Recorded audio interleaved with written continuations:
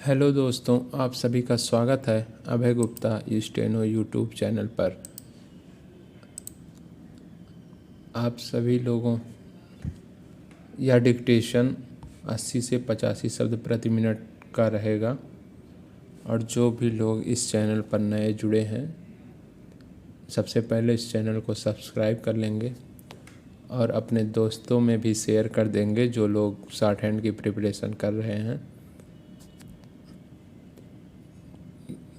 यह डिक्टेशन 80 से 85 शब्द प्रति मिनट का रहेगा जो कि 10 सेकंड बाद स्टार्ट होगा।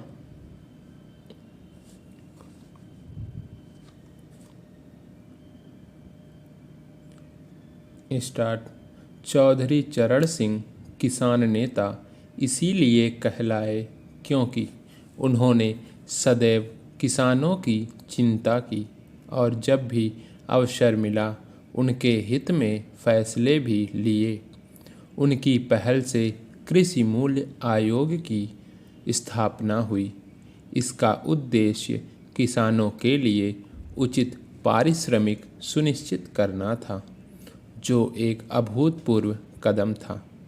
उनकी नीतियों ने न केवल किसानों की तात्कालिक चिंताओं को दूर किया, बल्कि एक आत्मनिर्भर और सशक्त कृषक समुदाय की नींव रखी। किसानों के हितों की रक्षा के लिए वह किसी भी सीमा तक जाने को तैयार रहते थे। 1957 में जब कांग्रेस का राष्ट्रीय अधिवेशन नागपुर में आयोजित हुआ तो उसमें पंडित नेहरू ने सहकारी खेती को प्रोत्साहन देने का प्रस्ताव रखा। तब चरण सिंह उत्तर प्रदेश सरकार में मंत्री थे। उन्होंने प्रस्ताव का विरोध किया। इससे पूर्व वह उत्तर प्रदेश में गोविंद वल्लभ पंत सरकार के राजस्व मंत्री के रूप में जमींदारी उन्मूलन कर काफ़ी वाहवाही लूट चुके थे।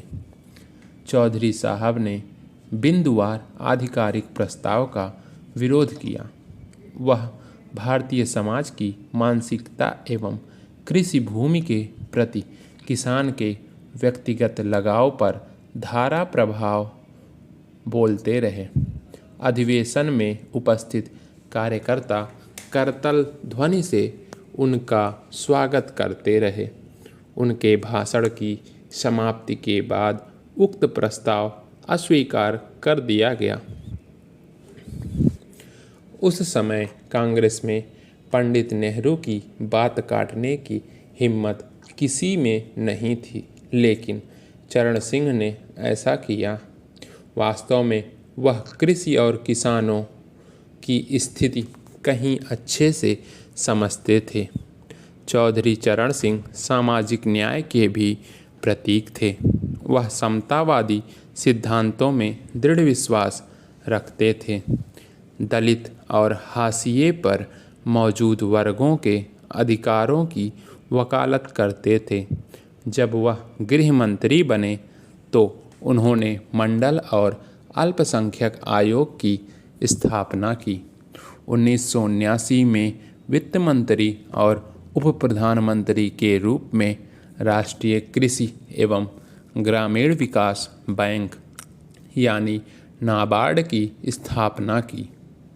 उन्हीं की पहल पर केंद्र सरकार ने एक विधेयक पारित किया, जिसमें यह प्रावधान था कि यदि तय समय में कोई चीनी मिल किसानों के पैसे का भुगतान नहीं करती तो सरकार के पास उस मिल के अधिग्रहण का अधिकार होगा, ताकि मिल चलाकर किसानों का बकाया दिया जा सके।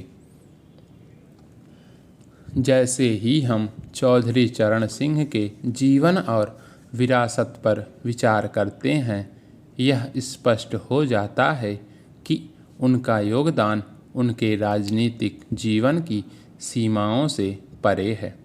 कृषि में उनकी दूरदर्शी नीतियाँ और सामाजिक न्याय के प्रति अटूट प्रतिबद्धता उन्हें एक उत्कृष्ट नेता की तरह पेश करते हैं। जिस लचीलेपन और दृढ़ संकल्प के साथ उन्होंने ग्रामीण और कृषि परिदृश्य से संबंधित मुद्दों को निपटाया, वह उनके राजनीतिक कौशल को दर्शाता है। देश के नेताओं के बीच चौधरी चरण सिंह एक ऐसे पथ प्रदर्शक के रूप में खड़े दिखते हैं जिनका योगदान पीढ़ी दर पीढ़ी याद किया जाता है।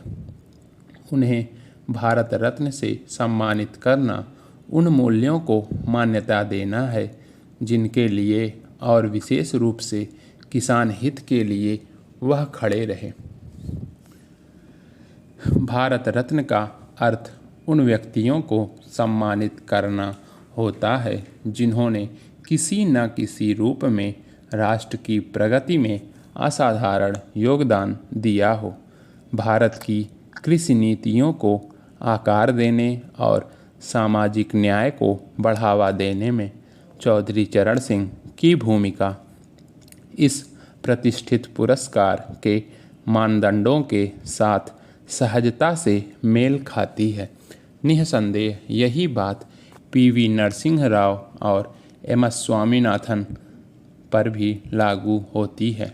इन तीनों ने अपने कार्यों से देश पर गहरी छाप तो छोड़ी ही, एक ऐसी विरासत भी छोड़ गए जो भावी पीढ़ी को प्रेरणा प्रदान करने वाली है। समाप्त। आप सभी लोग इसका ट्रांसक्रिप्शन करेंगे। जिन लोगों ने पूरा लिख लिया है वो लोग इसका ट्रांसक्रिप्शन करेंगे और जो कठिन वर्ड है उसकी आउटलाइन दोबारा से बनाकर दोबारा इस मैटर को लिखेंगे तो आपकी स्पीड भी इंक्रीज होगी। और इस वीडियो को लाइक भी कर दीजिएगा और अपने सुझाव कमेंट बॉक्स में अवश्य दें। धन्यवाद।